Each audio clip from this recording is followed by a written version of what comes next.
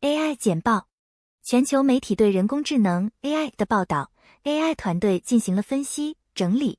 马斯克说，中国政府将启动人工智能监管。路透社。根据埃隆·马斯克的说法，中国政府将在国内启动人工智能监管。在最近访问中国期间，马斯克与官员会晤，并表示中国将采取措施监管人工智能领域。他强调了人工智能风险的讨论，并指出监管和监督的必要性。具体细节尚未透露。马斯克的这一消息是在与民主党总统候选人罗伯特 ·F. 肯尼迪 Jr. 进行的 Twitter Space 上发布的。他提到，在中国的高级领导层会谈中讨论了人工智能的风险，并表达了对监管的支持。此外，中国政府已经在人工智能领域采取了一些行动。今年4月，中国网络空间监管机构发布了管理生成式人工智能服务的草案措施。根据这些措施，企业在向公众推出人工智能产品之前，需要向当局提交安全评估。人工智能的兴起引起了多个国家政府的关注。在最近几个月中 ，OpenAI 的 ChatGPT 发布后，这一技术得到了巨大的投资和消费者的关注。各国政府正在考虑如何应对新兴技术带来的风险。然而，对于中国政府在人工智能监管方面的具体计划，目前尚无详细信息。路透社尝试在正常工作时间外联系中国官员以获得评论，但未获成功。总之，马斯克的言论表明，中国政府将积极推动人工智能的监管，并在人工智能领域引入更多的监督和规范措施。这一举措可能对中国的人工智能发展和应用产生重大影响。苹果展示了各种利用类似 AI 功能的特性。英国独立报。人工智能已经成为一个广受欢迎的市场术语，但即使有时可以使用该术语，苹果似乎也避免经常使用它。这不是因为缺乏可以描述为人工智能的工具的新功能。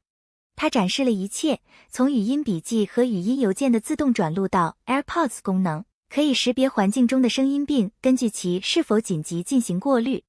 因此，以其他方式来描述这些功能，似乎像是有意识地拒绝了最近几个月在科技界描述新功能的流行方式。苹果通常更喜欢使用自己创造的词语，而不是科技行业中的新词和被大肆宣扬的词语。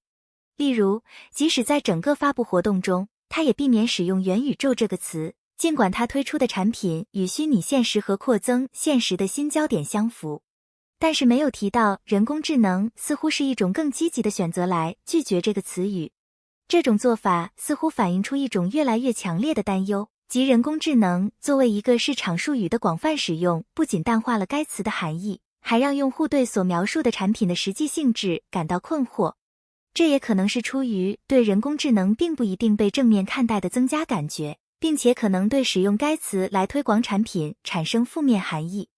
最近几个月出现了一系列关于 AI 产品危险性以及用于制作它们的技术的报告，例如未经被描绘者同意的大量数据分析，因此苹果可能已经决定使用该词可能会引起负面联想。我的时间不多了，刘慈欣莫言用 ChatGPT 写稿。南华早报。在上个月初，中国诺贝尔文学奖得主莫言在上海的一场文学活动上震惊了观众。他透露自己使用了 ChatGPT 来撰写一篇赞扬作家余华的演讲稿，这让人感到意外。和刘慈欣一样，莫言也因为时间压力而求助于 ChatGPT。莫言说，几天前，根据传统，我应该为他写一篇赞美的话，但我苦思冥想了几天，却无法写出任何内容。所以我请一位博士生用 ChatGPT 来帮助我。中国诺贝尔文学奖得主莫言运用 ChatGPT 来克服写作困境。刘慈欣和莫言的这些行为凸显了中国内地对类似 ChatGPT 服务的潜在需求，因为美国初创公司 OpenAI 尚未在内地推出这款热门的 AI 聊天机器人。许多中国科技公司已经加入了大型语言模型 LLM 的行列，以利用这个市场机遇。LLM 是 ChatGPT 背后的技术，它是一种深度学习算法，可以根据从大型数据集中获得的知识，识别、总结、翻译、预测和生成文本和其他内容。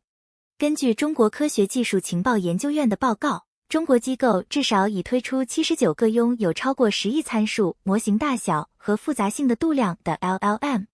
百度、阿里巴巴、商汤科技和科大讯飞等公司已经推出了自己的国内替代服务，来应对 ChatGPT 的需求。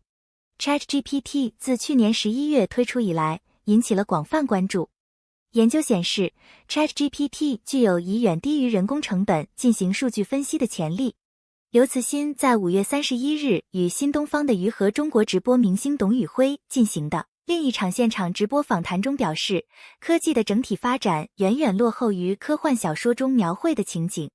他说，唯一接近科幻小说预测的领域就是信息技术，例如互联网和人工智能。刘慈欣还表示，亿万富翁埃隆·马斯克，特斯拉的首席执行官，最近访问了中国，非常像来自科幻小说的人物。他说，他的逻辑思维和对太空探索的承诺非常符合科幻小说的核心精神。这些例子说明了人类创造力与人工智能之间的共生关系。随着我们不断探索 AI 语言模型所提供的可能性，我们必须认识到它们对于我们自己的艺术创作有着巨大的潜力和启发。人类想象力与技术发展的结合，对于文学、科学和整个社会的未来具有巨大的潜力。人工智慧可以在2年内胜过人类，英国政府顾问说。卫报，英国政府高级研究和发明局主席表示，人类可能只有2年时间，人工智慧才能智取人类。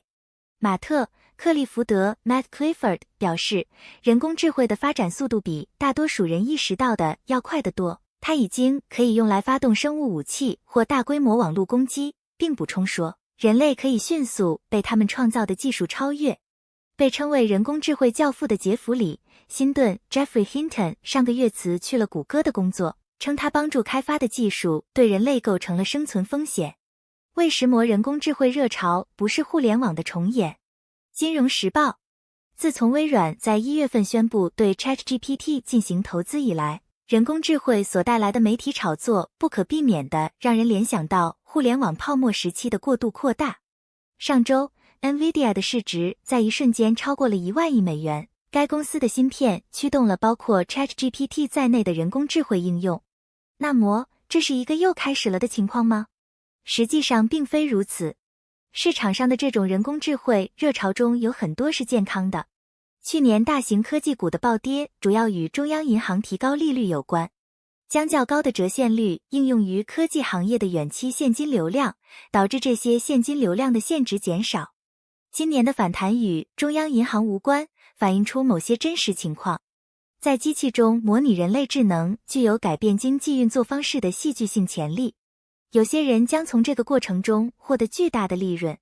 就 NVIDIA 而言，他们今年已经赚了很多钱。现在经济收紧周期已经进行了一段时间，我们很容易忘记市场条件有多磨人味且持续已久。麦肯锡全球研究所的一份新报告指出，在千禧年之前，全球净资产的增长基本上与国内生产总值的增长相匹配。但之后出现了一些不寻常的情况。约在2000年左右，各国的净资产、资产价值和债务开始增长的速度明显快于国内生产总值。相比之下 ，G7 国家的生产率增长疲软，从1980年至2000年的年均增长率为 1.8%， 而2000年至2018年的增长率为 0.8%。人工智慧有潜力通过提高生产力将我们带出这个依赖资产价格和债务增长的世界。小罗伯特·甘乃迪感谢埃隆·马斯克在奇怪的推特聊天中拯救了美国民主。英国每日电讯，长期反疫苗活动家小罗伯特·甘乃迪 Robert F. Kennedy Jr. 称赞埃隆·马斯克 Elon Musk 据称拯救了美国民主，引发了人们的担忧。马斯克热衷于将推特推广为现代公共广场，他最近在推特空间上主持了甘乃迪，进行了2个小时的讨论，内容包括人工智慧、冠状病毒危机、制药和乌克兰战争。这次讨论被视为对甘乃迪总统竞选活动的推动，他的 Instagram 账户已经恢复。此外，马斯克一直在探索使用加密货币作为促进言论自由的另一种手段。生成式人工智慧的生产力革命需要时间才能得到回报。金融时报，经济学家表示，生成式人工智能的蓬勃发展和疫情引发的职场变革将在富裕国家掀起一个新时代的生产力增长，但要想彻底受益，先进经济体可能需要10年甚至更长的时间。全球商业研究组织 The Conference Board 本月表示，疫情初期生产力大幅增长后，预计成熟经济体今年几乎不会有增长。该组织认为，这种疲弱状态将在未来10年持续存在。原因是资本成本上升以及持续的经济和地缘政治不确定性。这些预测凸显了先进经济体面临的挑战。在2008年金融危机以来，提高生产力一直阻碍住产出和工资的增长。然而，经济学家相信，对人工智能的投资繁荣以及疫情期间出现的几个职场趋势，最终将产生引人注目的结果。芝加哥大学布斯商学院的教授查德·西弗森表示，现在有了数据驱动的乐观论来支持生产力增长，人工智能、新企业的形成和人们的职业转换都将带来结果。尽管纸面上生产力增长仍然疲软，但他相信最近的职场实践变化带来的回报，加上人工智能最终的好处，需要时间才能体现在数字上。西弗森说，这些东西几乎没有可以马上使用的组件。公司必须投入大量资源来重新配置他们的业务模式，以适应这种新事物。新软件、监管问题，所有这些都必须解决。在这个技术存在并且你可以看到好处的时候，由于诸多原因，生产力会下降。马里兰大学的教授约翰·哈尔提旺格同意，大型语言模型所带来的人工智能突破最终将提振经济。他表示，美国现在正在经历一个类似于20世纪80年代的转型。当时经济学家约翰·索罗曾说，你可以在到处看到电脑时代，但在生产力统计数字中却看不到它的影响。生成式人工智能所带来的根本变革可能消除伦敦政治经济学院的教授约翰·范·里南所描述的职场实践中的很多苦差事，增强效率并促进增长。然而，过去的技术飞跃需要数十年才能实现生产力的有意义回报。公司需要花费很长时间进行改变。史丹佛大学的教授尼克·布鲁姆说，他举了电动机发明的例子，当时大多数工业建筑都配置的是水力或蒸汽动力。已经有人大声宣称生成式人工智能对生产力的转型效应很大。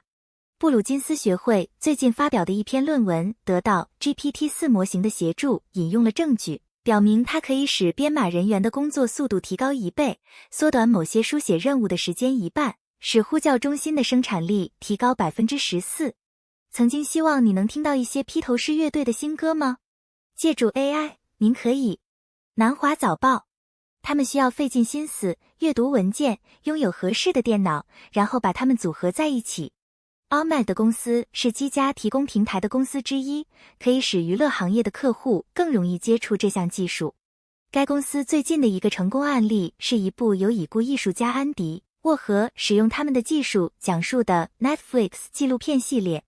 斯坦福大学计算机音乐研究中心的作曲家和助理教授 Patricia Alessandrini 表示，近期的人工智能音乐作品代表了一项正在快速发展的技术的成熟阶段。而这项技术在过去10年中一直在以指数级的速度进步，但在公众视野中很少被注意到。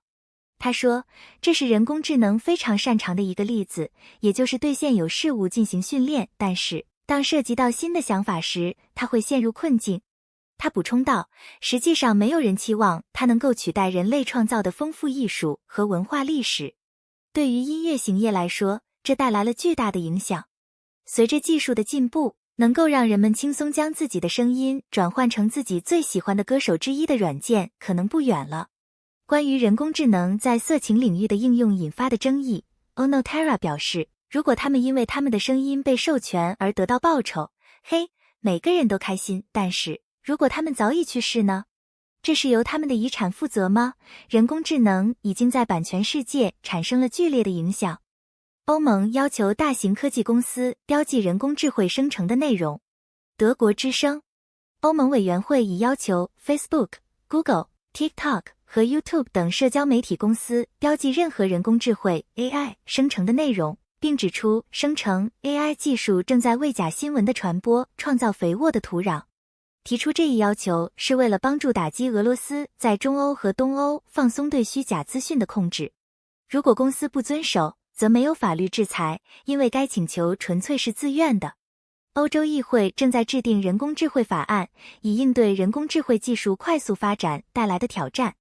苏纳克又说，拜登在人工智慧发展中发挥英国的领导作用。金融时报，英国财政大臣里希·苏纳克 Rishi Sunak 将在本周访问华盛顿特区期间与美国总统乔·拜登 Joe Biden 讨论监管人工智慧 AI 的努力，包括建立类似于国际原子能机构的全球人工智慧监管机构的可能性。他还将考虑欧洲核子研究中心的计划，旨在道德和受控的环境中进行国际研究，预计将包括来自寻求更好监管的人工智慧行业的代表。苏纳克表示希望英国能够在该领域发挥主导作用。OpenAI 首席执行官对与世界领导人就遏制 AI 风险的愿望进行会谈感到鼓舞。加拿大环球邮报 OpenAI 首席执行官 Sam Altman 表示，他对世界领导人为减轻他的公司和其他公司正在开发的 AI 技术带来的风险而采取的措施感到鼓舞。Altman 正在访问特拉维夫，作为全球巡回演出的一部分，以推广他的公司。他说，他与领导人的讨论表明，关注人工智慧系统相关风险的世界领导人表现出深思熟虑和紧迫感。这些风险促使各国考虑对新的人工智慧技术采取监管措施，欧盟在这方面处于领先地位。欧盟专员说，人工智慧生成的内容应该被标记。半岛电视台，欧盟委员会副主席维拉·朱罗娃 Vera Jourova 建议使用能够产生虚假信息的人工智慧工具的公司，如微软的 ChatGPT 和谷歌的巴德，为他们创建的内容贴上标签，以打击假新闻。此类产品越来越受欢迎，引发了人们对他们可能被不良行为者甚至政府滥用的担忧。朱若沃说，已经签署欧盟反对虚假资讯行为准则的公司，包括微软、谷歌和 Meta Platforms， 将被要求在下个月报告其人工智慧保障措施。他警告上周离开代码的 Twitter 期待审查。ChatGPT 需要上大学。OpenAI 会付钱吗？彭博观点。OpenAI 正在考虑使用更高品质的数据训练其聊天机器人 ChatGPT， 以提高其准确性。与此同时，图书出版商想知道他们的档案是否可以用作训练人工智慧语言模型的基础，这可能会为 OpenAI 提供新的收入来源。OpenAI 也可以选择 Reddit， 据说 Reddit 为以前版本的 ChatGPT 提供了数据。今年早些时候 ，Reddit 宣布将向公司收取数据访问费用，这让 OEM 厂商怀疑其他公司，如出版商，是否会开始这样做。投资银行已经在使用电信和零售等行业的数据构建聊天机器人。政府顾问说，世界有2年时间保护人类免受人工智慧的侵害。英国每日电讯。英国财政大臣里希·苏纳克 Rishi Sunak 的人工智慧 AI 顾问马特·克利福德 Matt Clifford 表示，政策制定者必须意识到人工智慧带来的许多风险。克利福德已经确定了创造超越人类的新智慧物种的可能性，并表示人工智慧可用于设计生物武器或发动大规模网络攻击。他将这种情况与2020年1月的 COVID-19 进行了比较，当时增长呈指数级增长，自满情绪很高。他还回应了今年早些时候科学家和高管的观点，称人工智慧的风险应该是全球监管的优先事项。谢谢收看 AI 简报。